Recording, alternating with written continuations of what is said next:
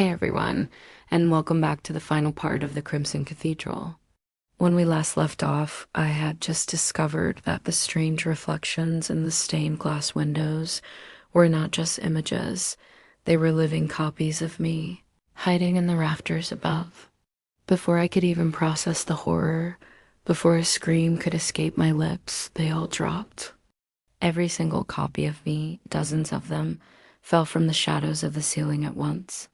They landed on the cold stone floor around me, not with a human thud, but with a sickening series of cracks. Their limbs were bent at impossible angles, yet they moved. They began to crawl toward me, a tide of broken bodies, their movements in perfect, terrifying unison. It was like watching a spider with 100 fractured legs skittering across the floor, and then came the sound. My own voice, stolen from me, echoed from every direction. It wasn't one voice, but a chorus of them chanting a single chilling phrase over and over, "Become one with us, become one with us." The sound wrapped around me, a suffocating blanket of my own stolen words. The air grew thick and heavy, vibrating with the chant. Just as the first few copies reached my feet, their cold, waxy fingers brushing against my ankles, the entire cathedral shuddered. A deep, rhythmic thumping began, like a colossal heartbeat shaking the very foundations. The floor beneath me cracked, stone splitting apart as a gaping chasm opened up. Down in the absolute darkness, a light began to glow. It wasn't a comforting light. It was a malevolent, burning orange, and it grew wider and wider until I realized what I was looking at. A massive single eye, blazing with ancient hunger, had opened in the abyss below. It was the heart of the cathedral, the entity that controlled this place, and it was looking right at me. The floor gave way completely. I fell. For a split second, I was plummeting into that fiery eye, the heat rising to meet me.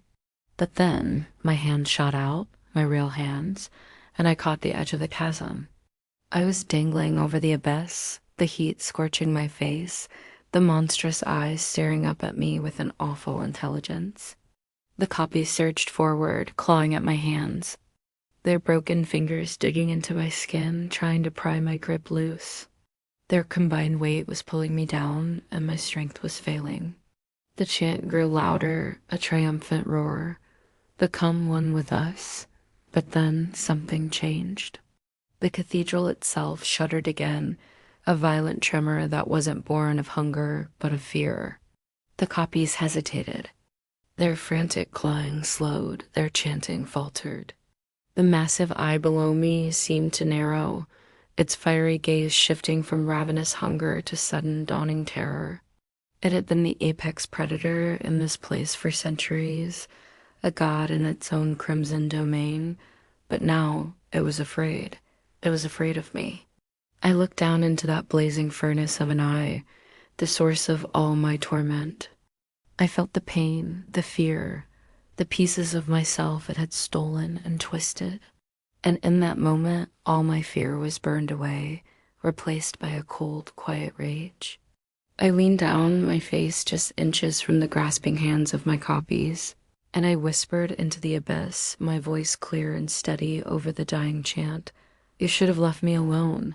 And then I let go. I didn't fall into the eye.